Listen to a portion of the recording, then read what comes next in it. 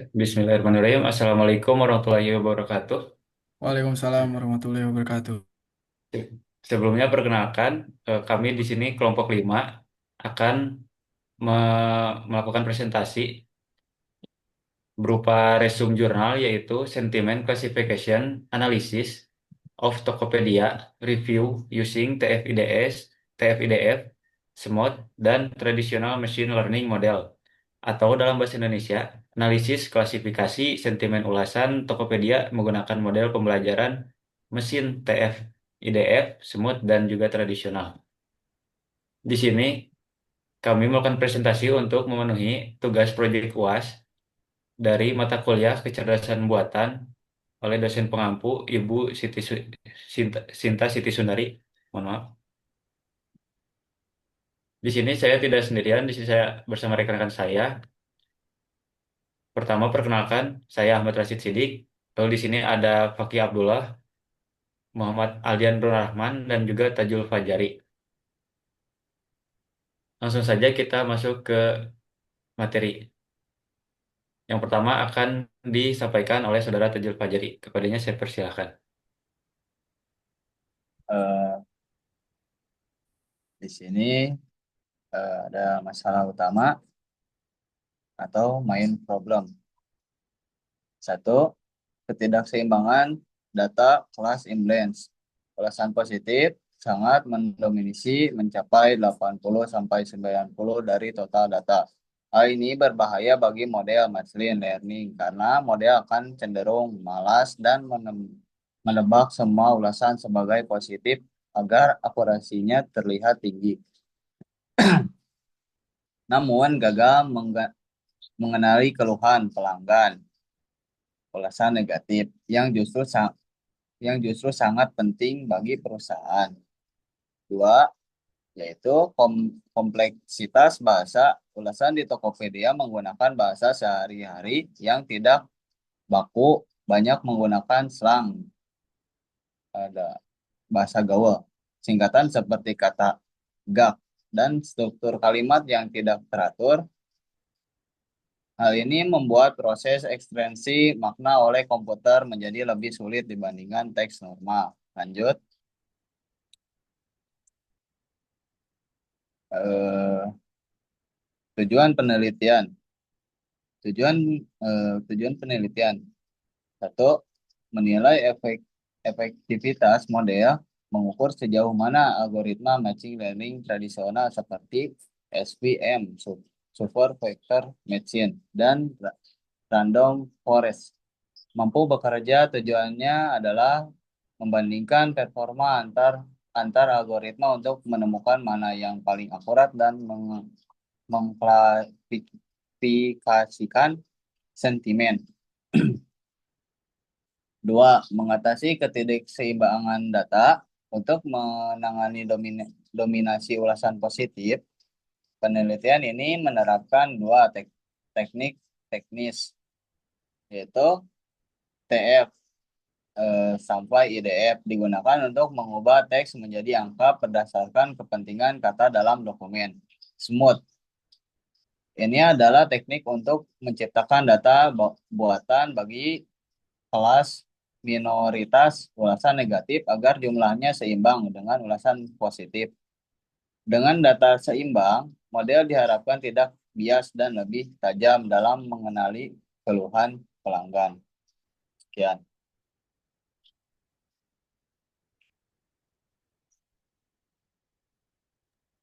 Baik, lanjut ke pembahasan metode penelitian.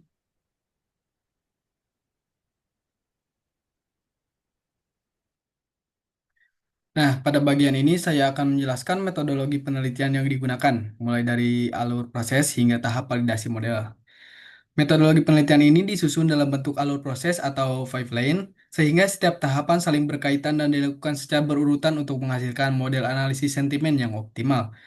Tahap pertama adalah pemrosesan data. Pada tahap ini, teks ulasan yang masih mentah dibersihkan dan disiapkan agar dapat diproses oleh algoritma machine learning. Proses yang dilakukan meliputi scaffolding, yaitu mengubah seluruh teks menjadi huruf kecil untuk menghindari perbedaan makna akibat kapitalisasi. Selanjutnya dilakukan pembersihan noise seperti penghapusan emoji, URL, dan karakter yang tidak relevan. Setelah itu dilakukan normalisasi kata menggunakan Kamus Besar Bahasa Indonesia atau KBBI untuk mengubah kata tidak baku menjadi kata baku. Kemudian diterapkan pula stop word removal untuk menghilangkan kata-kata umum yang tidak memiliki makna sentimen yang kuat, seperti dan, yang, atau di. Tahap terakhir pada pra pemrosesan adalah stemming menggunakan library Sestrawi yang bertujuan untuk mengubah kata ke bentuk dasarnya agar variasi kata dapat diperlakukan sebagai satu fitur yang utama, yang sama. Dan untuk tahap yang kedua adalah pelabelan data. Pada penelitian ini, label sentimen ditentukan berdasarkan rating ulasan. Rating 4 dan 5 dikategorikan sebagai rating yang sentimen positif, sedangkan rating 1 dan 2 dikategorikan sebagai sentimen yang negatif. Sementara itu, rating ketiga dihapus karena bersifat ambigu, ketidakjelasannya dalam proses klasifikasi sentimen.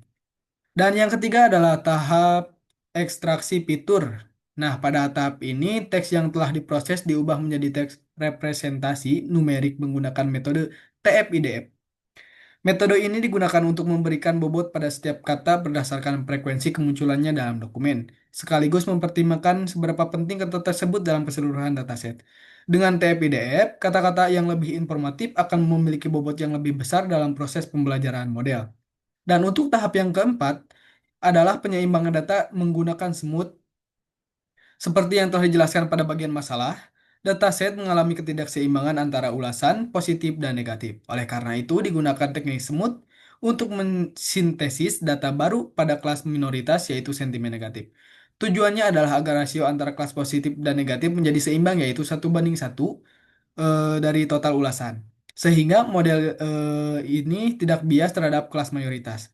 Dan untuk tahap yang terakhir adalah validasi model, yaitu dataset dibagi menjadi skema 80% dan latih data data latih dan 20% data uji. Selain itu, juga diterapkan 5-fold cross validation untuk memastikan bahwa model yang dihasilkan memiliki performa yang konsisten dan tidak bergantung pada satu pembagian data saja. Dengan validasi ini, hasil evaluasi model menjadi lebih reliable dan dapat dipertanggungjawabkan. Dan untuk secara keseluruhannya, metodologi ini dirancang untuk memastikan bahwa setiap tahapan, mulai dari pengolahan data hingga evaluasi model, dilakukan secara sistematis dan mampu menghasilkan model analisis sentimen yang akurat serta robust. Terima kasih. Lanjutkan. Dilanjut dengan hasil eksperimen dan pembandingan model. Lanjut. Di sini ada gambar untuk hasilnya. Terdapat ada 5 model yaitu SVM, Random Forest, Logistic Regression, Decision Tree, dan Naive Bayes. Tiap model memiliki akurasi dan kelebihan masing-masing. SPM memiliki akurasi 94,15% dan kelebihannya yaitu terbaik dari akurasinya yang tinggi mencapai 94,73% pada pengujian tunggal. Lalu ada yang kedua, Random Forest. Memiliki akurasi 91,20% dengan kelebihan utama, stabil dan memiliki nilai ROC AUC sangat tinggi, 0,9784. Lalu ada Logistic Regression. Dengan akurasi dengan akurasi 90,21%, memiliki kelebihan sangat berguna untuk interpretasi fitur atau kata kunci. Lalu ada Decision Tree dengan 89,53% memberikan aturan klasifikasi yang sederhana. Lalu ada Naive 88% akurasi dan kelebihan utama paling cepat secara komputasi dalam waktu eksekusi sangat singkat. Lanjut.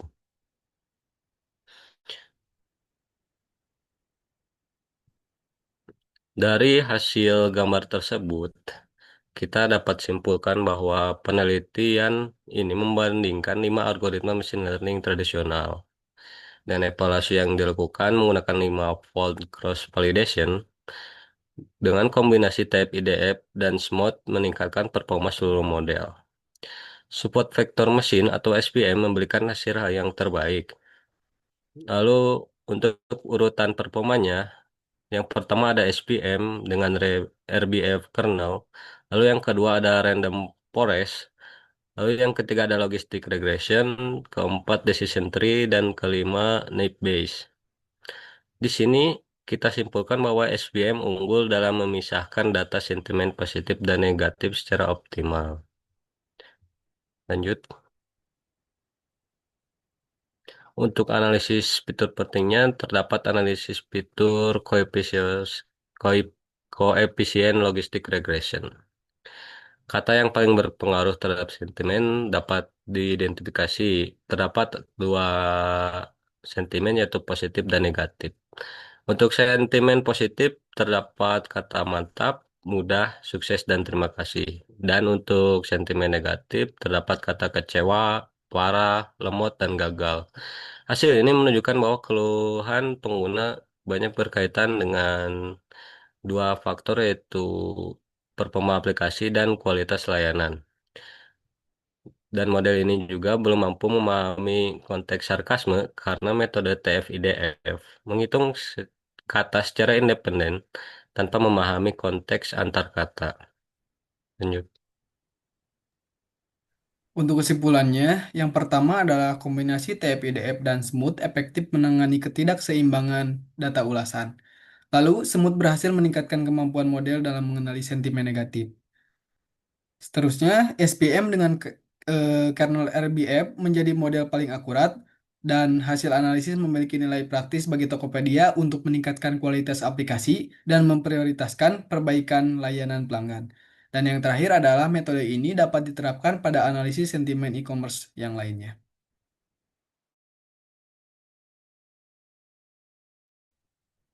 Baik, terima kasih kepada rekan-rekan yang telah menyampaikan hasil resum jurnal berjudul Sentiment Classification Analysis of Tokopedia Review Using TF-IDF, Smooth and Traditional Machine Learning Models. Demikian pemaparan ini. Terima kasih kepada rekan-rekan semua atas waktu dan perhatiannya. Mohon maaf jika ada kekurangan dalam penyampaian kami. Sekian dari kami. Wassalamualaikum warahmatullahi wabarakatuh.